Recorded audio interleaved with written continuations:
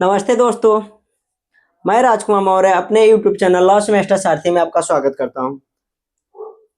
आप लोगों ने टीपीए कहाँ तक पढ़ा था? सेक्शन 3 तक। कहाँ तक? सेक्शन 3 एक्शनेबल क्लेम पढ़ चुके थे। चलिए आज आज का वीडियो रहेगा कॉन्स्टिट्यूशन का। इसका कॉन्स्टिट्यूशन। अगर आप एलएलबी कर रहे हैं तो आपको कॉन्स्टिट्यूशन पढ़ना जरूरी है। पूरे लॉ में आपको कॉन्स्टिट्यूशन, आईपीसी तो अब खत्म हो जाएगी, मान लीजिए खत्म ही हो गई है, पर कुछ पुराने केसों में आईपीसी ही कार्य करेगी। पर आप नए जनरेशन के में रहेंगे अधिवक्ता, तो आपको जहां तक है 80% क्या 80% आपको बीएनएस से काम करना पड़ेगा। बीएनएसएस और बीएसए, ठीक।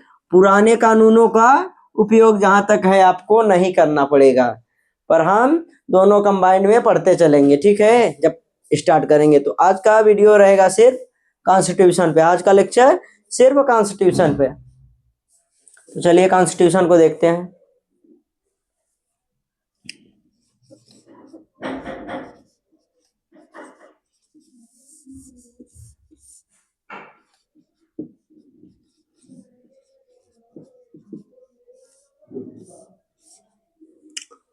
किस पे?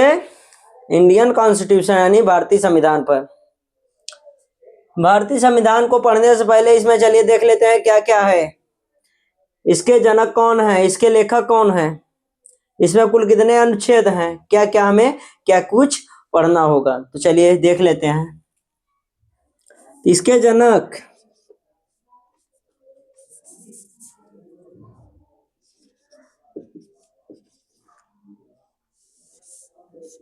जनक और लेखक।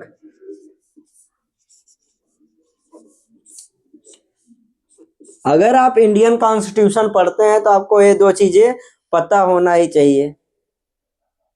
जहां तक है 70% स्टूडेंटों को ये पता होगा, पर इसमें लोग अटक जाते हैं। किसमें? लेखक वाले में। चलिए आज बताते हैं। आप लोग हमारा कम्युनिटी पोस्ट पढ़ा करिए। कम्युनिटी पोस्ट में जो क्वेश्चन डालते हैं उसे पढ़ा करिए। उसमें सब आपको कॉन्स्टिट्यूशन बेस्ड क्वेश्चन मिलेंगे, ठीक है। इसके जनक कौन है? बी.आर. अंबेडकर।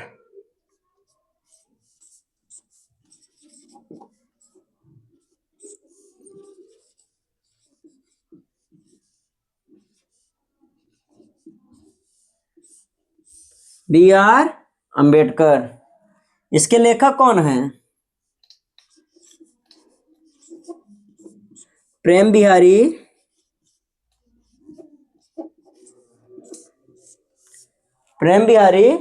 रायजादा।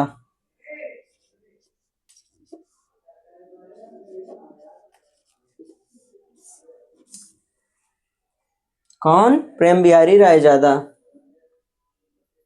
ठीक है।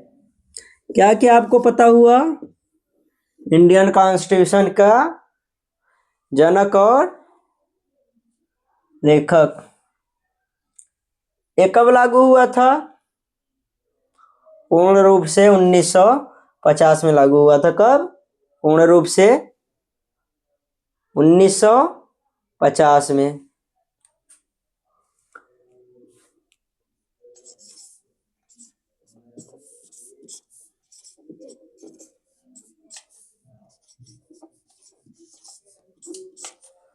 पूर्ण रूप से लागू कब हुआ था? 1950 में।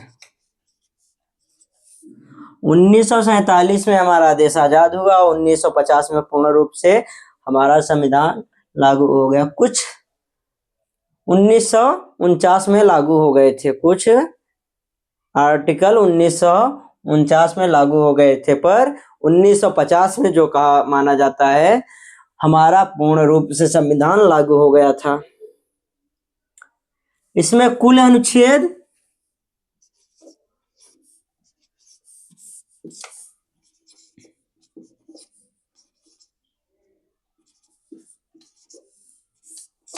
कुल कितने अनुच्छेद हैं? 395। 395। कुल भाग,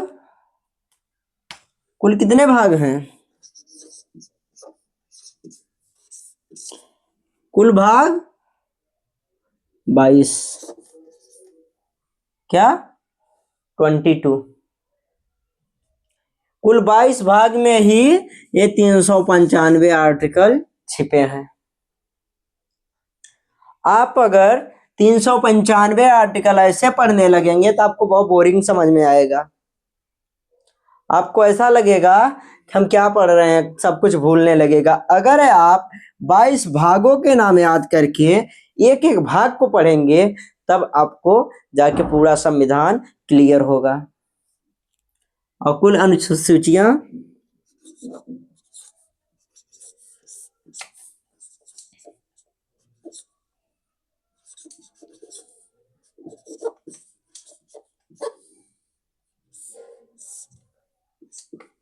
कुल अनुसूचियां कितनी हैं?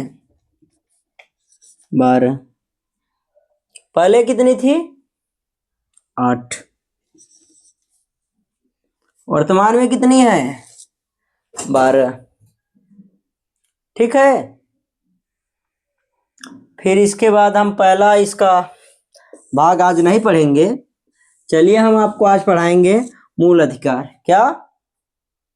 मूल अधिकार। इतना सब लोग लिख लीजिए, इसके साथ ले लीजिए जिसको लेना है।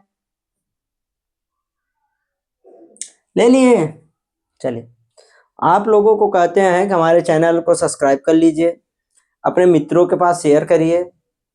जो सब्सक्राइब नहीं किया है सब्सक्राइब कर लीजिए, ठीक है। अगर आप सब्सक्राइब करते हैं और बेल आइकन की घंटी दबा दीजिएगा। अगर बेल आइकन की घंटी आप दबाते हैं,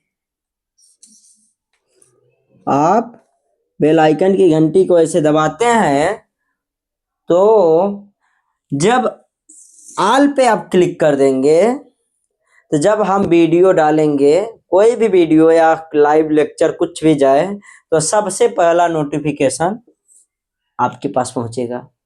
इसका बेनिफिट किसको मिला? आपको। इसलिए आप इसे जरूर दबाइए, अपने दोस्तों के पास शेयर करिए, लाइक करिए या न करिए ये आपकी जिम्मेदारी। आपको अच्छा लगे तो आप करिए, नहीं अच्छा लग रहा है मत करिए, पर वीडियो को शेयर करिए। अगर वीडियो को शेयर करते हैं तो सभी स्टूडेंट या सभी साथी पढ़ेंगे। अगर आपके मित्र पढ़ेंगे, उनका भला होगा तो आपका भी भला होगा। एक कहावत है, कर भला तो हो भला। क्या? कर भला तो हो भला। जैसे आपका भला अगर कोई करेगा या आप किसी का भला करेंगे तो आपके साथ भी भला होगा। चलिए, ये सब कहने कहानी की बातें हैं, आजकल तो ऐसा करता कोई नहीं। चलिए फिर आज हम देखते हैं इसमें मूल अधिकार कहां से कहां तक दिया गया है। मूल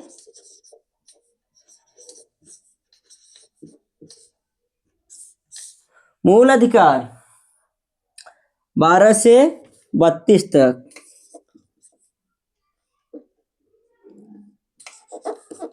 आर्टिकल 12 से 32 तक। कहां तक? 12 से 32 तक। 12 में क्या दिया गया है? आर्टिकल 12 में क्या दिया गया है? स्टेट की परिभाषा। क्या? स्टेट की परिभाषा यानी राज्य की परिभाषा।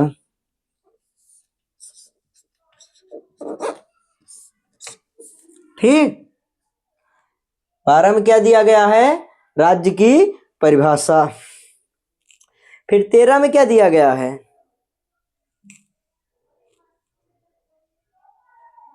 13 में क्या दिया गया है?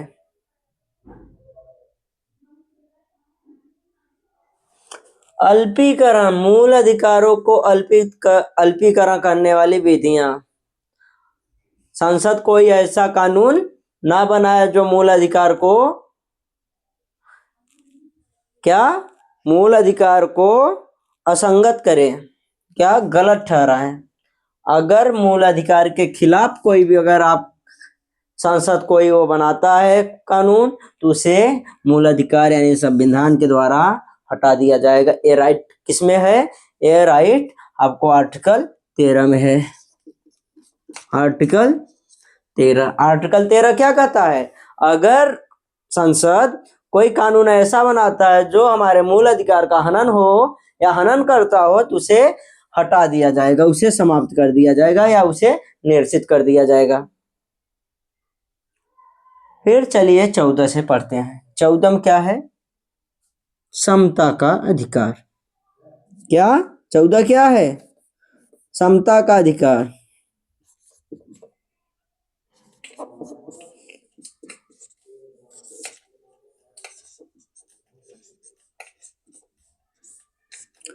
किसका अधिकार? समता का।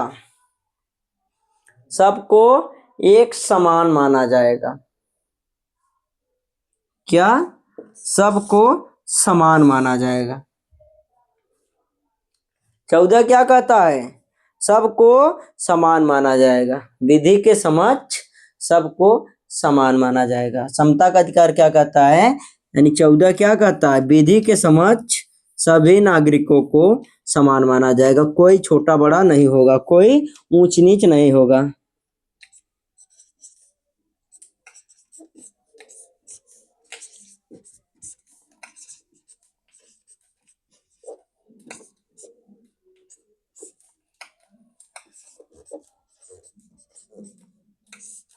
क्या? विधि के समक्ष समता। विधि के समक्ष समता। 14 क्या कहता है? विधि के यानी कानून के सामने कोई ऊंच नीच छोटा बड़ा नहीं है, सब नागरिक एक समान है। अगर कोई ऐसा मानने से इनकार करता है तो आपके फंडामेंटल राइट यानी आर्टिकल 14 का उल्लंघन करेगा। अगर कोई आपके मूल अधिकार का हनन करता है या उल्लंघन करता है उसके खिलाफ आप वाद ला सकते हैं, पिटीशन लगा सकते हैं। यह अधिकार आपको, अगर आप सुप्रीम कोर्ट में जाते हैं तो सुप्रीम कोर्ट के लिए आर्टिकल 32, क्या? आर्टिकल 32 में दिया गया है। आप आर्टिकल 32 के तहत सुप्रीम कोर्ट में अपने मूल अधिकार के हनन के लिए पिटीशन लगा सकते हैं। अगर आपके मूल अधिकार का हनन होता है तो आप आर्टिकल 226 यानी 226 आर्टिकल 226 के तहत आप हाई कोर्ट जा सकते हैं। कहाँ? High court. 32 के तहत सुप्रीम कोर्ट, 226 के तहत हाई कोर्ट। अगर आपके कोई मूल अधिकार का हनन करता है तो आप आर्टिकल 32 के तहत सुप्रीम कोर्ट और आर्टिकल 226 के तहत हाई कोर्ट में पिटीशन लगा सकते हैं, आप उसके खिलाफ वाद ला सकते हैं। 15 क्या कहता है? आर्टिकल 15 यानी 15 क्या कहता है? यह कहता है कोई भी जात धर्म मूल वंश लिंग कोई भी हो ना, कोई मेल फीमेल कोई भी हो, इसमें सब बराबर है। किसी को अलग से नहीं समझा जाएगा, किसी के साथ कोई बर्ताव नहीं किया जाएगा कि ये छोटा जाति का है, ये बड़ा जाति का है, इसे ये चीज मिलना चाहिए, इसे ये चीज नहीं मिलना चाहिए। ये आर्टिकल 15 कहता है आपका कि धर्म मूल वंश जात लिंग या जन्म स्थान के आधार पर कोई भी भेद नहीं होगा, कोई भी भेदभाव नहीं करेगा आपके जाति पर। किस पे? जाति पर। मूल वंश आपके वंश पर, आप किस वंश के हैं इससे कोई नहीं मतलब है, आप एक नागरिक हैं। जात मूल वंश लिंग धर्म जन्म स्थान के आधार पर कोई भी भेदभाव नहीं किया जाएगा। अगर कोई इस प्रकार का भेदभाव करता है तो उसके खिलाफ आप आर्टिकल 32 और 226 के तहत वाद ला सकते हैं। आर्टिकल 16 क्या कहता है? आर्टिकल 16 क्या कहता है? अगर कोई नियोजन या कोई सरकारी नौकरी दी जाती है तो उसमें कोई धर्म, जात, लिंग या जन्म स्थान के आधार पर कोई भेदभाव नहीं किया जाएगा। कहाँ? नौकरी में। कहाँ? नौकरी में कोई सरकारी वैकेंसी आती है तो कोई भेदभाव नहीं किया जाएगा। इसमें कुछ बातें और कही गई हैं। इसमें बच्चों यानी महिलाओं बच्चियों को कुछ विशेष विशेष छूट दिया जाएगा। इसमें महिलाओं को कुछ विशेष छूट दिया जाता है। ठीक। फिर 17 क्या कहता है? 17 बहुत बड़ा आर्टिकल है। 17 जिस समय बन रहा था संविधान हमारा, उस समय के लिए बहुत बड़ा आर्टिकल था। अस्पृश्यता का अंत, मतलब छुआछूत का अंत। उस समय छुआछूत का इतना बड़ा प्रकोप था कि कोई किसी से पानी नहीं पी सकता था। यानी ये छोटी जाति का है तो हम इससे पानी नहीं पिएंगे। क्या? हम इससे पानी नहीं पिएंगे अगर ये छोटी जाति का है। अरे उसका क्या गलती है? वो जाति की वजह से आप ऐसा कर रहे हैं उसके साथ। उसकी क्या गलती है कि वो छोटे जाति में जन्म लिया है? तो अगर इस प्रकार का कोई छुआछूत के वजह से कोई आपके साथ करता है, छुआछूत करता है, तो आप आर्टिकल 32 और 226 के तहत आप वाद ला सकते हैं। ठीक है। अब आर्टिकल 18, आर्टिकल 18, एक आर्टिकल और देख लीजिए आप लोग। 18 कौन सा आर्टिकल? 18। 18 क्या कहता है? उपाधियों का अंत। कोई राजा महाराजा वाली उपाधि नहीं दी जाएगी। उपाधियों का अंत।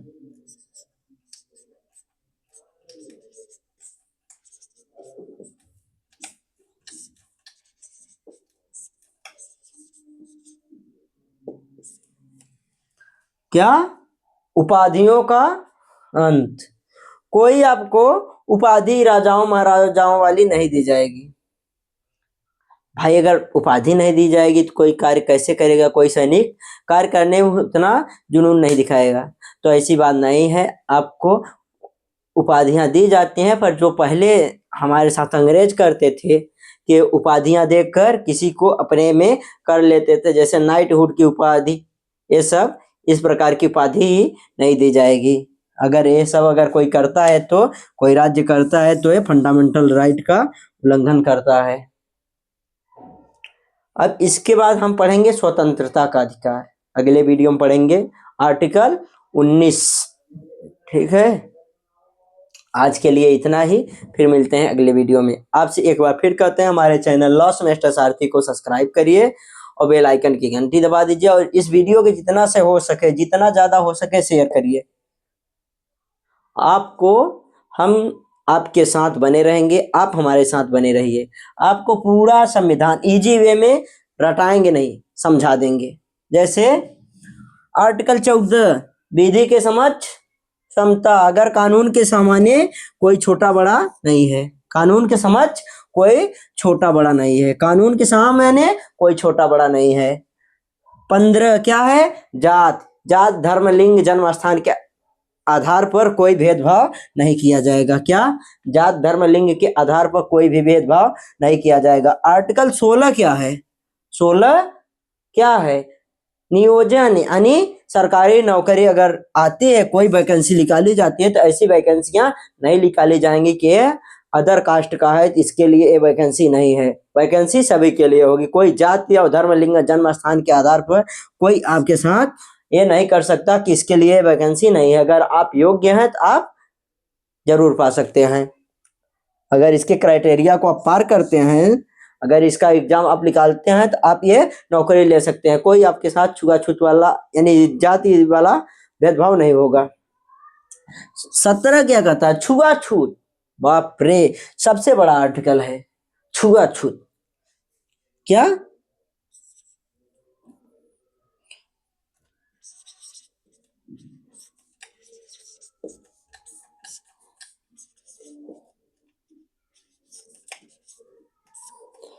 छुआछूत बहुत बड़ा आर्टिकल है, इसे जानते हो उस समय, अभी तो फिलहाल बहुत सुधर गया है समय, पर जिस समय ये बनाया गया था संविधान उस समय इसे लागू करना बहुत बड़ी बात थी। जो हमारे B.R. अम्बेडकर थे इन्होंने बहुत इसके लिए प्रयास किया और लास्ट में सफलता भी पाई, छुआछूत का अंत किया। और आर्टिकल 17 क्या है? छुआछूत। आर्टिकल 18 उपाधियों का अंत। चलिए एक बार फिर से रिवीजन कर लीजिए। 14 क्या है? विधि के समक्ष सब बराबर हैं। 15 क्या है? धर्म, जात, लिंग इसके आधार पर कोई भेदभाव नहीं किया जाएगा वो ना। 16 हो गया। 17 क्या है? छुआछूत। 18 क्या है? उपाधियों का अंत। खत्म। फिर 19 पढ़ेंगे, आर्टिकल 19 पढ़ेंगे कल। आर्टिकल 19 पढ़ेंगे कल। कौन सा आर्टिकल? 19 यानी अनुच्छेद 19 कब पढ़ेंगे? कल।